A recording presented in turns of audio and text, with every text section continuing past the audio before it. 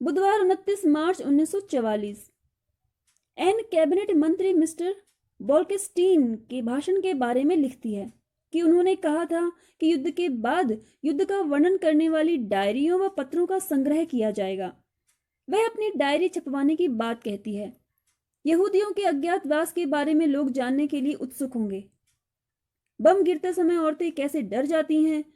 पिछले रविवार को ब्रिटिश वायुसेना के 350 विमानों ने इजमुइडेन पर 550 टन गोला बारूद बरसाया तो उनका घर घास की पत्तियों की तरह कांप रहा था। ये खबरें तुम्हें अच्छी नहीं लगेंगी। अब यहाँ पर ये तुम्हें कौन है? उसकी गुड़िया किटी, क्योंकि वह अपनी गुड़िया किट्टी को संबोधित करते हुए सारी बातें लिख रही है। लोगों को सामान खरीदने के लिए लाइन में लगना पड़ता है। चोरी चकारी बहुत ज्यादा बढ़ गई है।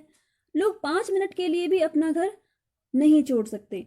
लोगों ने हाथ में अंगूठी पहनना भी छोड़ दिया है। छोटे छोटे बच्चे भी चोरी करते हैं। चौराहे की घड़ी या सार्वजनिक टेलीफोन की भी चोरी हो जाती है।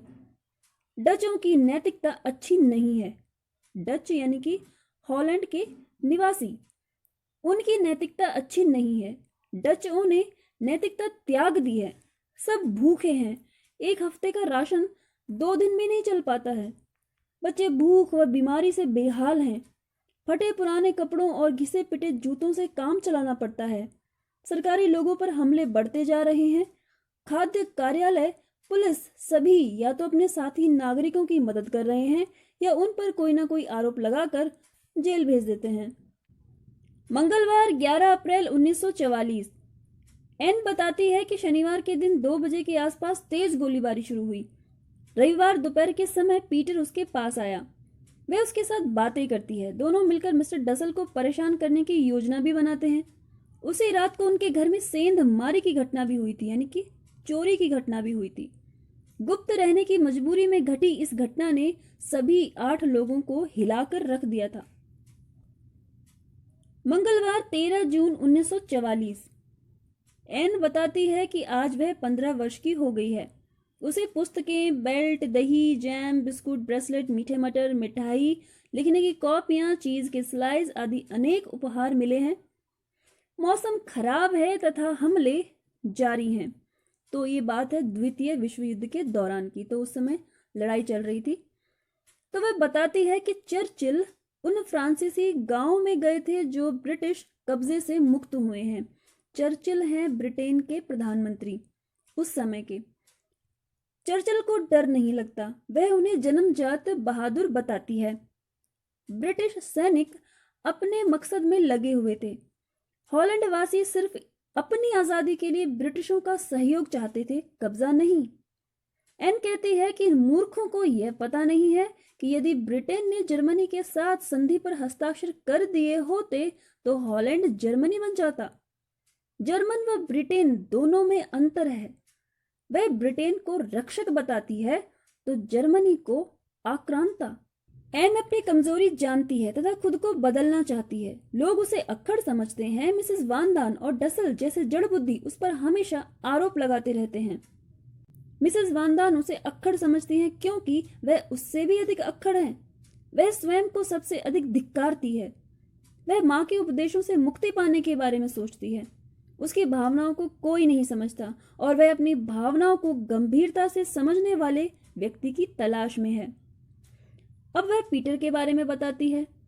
पीटर उसे दोस्त की तरह प्यार करता है। पीटर अच्छा व भला लड़का है, परंतु उसकी धार्मिक तथा खाने संबंधी बातों से वह नफरत करती है।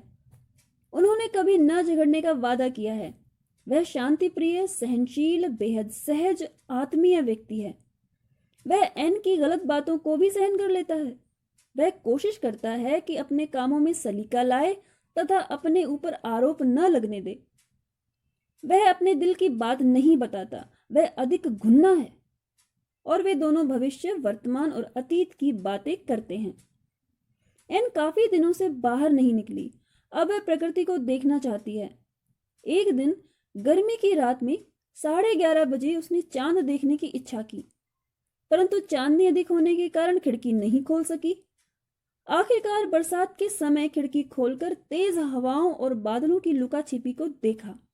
यह मौका 1.5 साल बाद मिला था।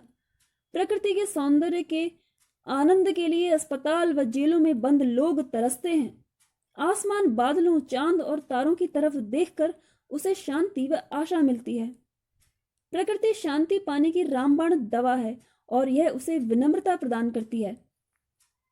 एन पुरुषों और औरतों के अधिकारों के बारे में बताती है।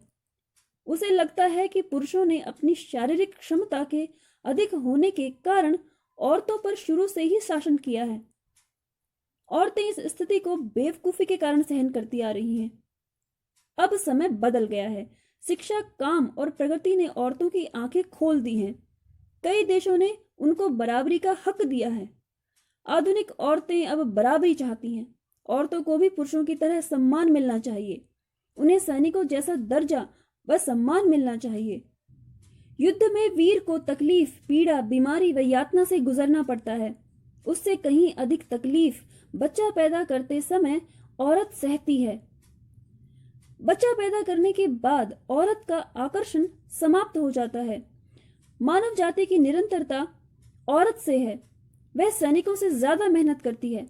इसका मतलब यह नहीं है कि औरतें बच्चे उत्पन्न करना बंद कर दें। प्रकृति यह कार्य चाहती है और उन्हें यह कार्य करते रहना चाहिए। एन उन व्यक्तियों की भर्त्सना करती है, यानी कि उन्हें धिक्कारती है, जो समाज में औरतों के योगदान को मानने के लिए तैयार नहीं है। वह पोल दे क्रूइफ से पूर्णतः सहमत है कि पुरुषों को यह बात सीखनी चाहिए कि संसार के जिन हिस्सों को हम सभ्य कहते हैं, वहां जन्म अनिवार्य और टाला न जा सकने वाला काम नहीं रह गया है। आदमियों को औरतों द्वारा झेली जाने वाली तकलीफों से कभी भी नहीं गुजरना पड़ेगा। एन का विश्वास है कि अगली सदी आने तक यह मान्यता बदल चुकी होगी कि बच्चे पैदा करना ही औरतों का काम है। वह आशा करती है कि औरतें ज्यादा सम्मान और सराहना की हकदार बनेंगी।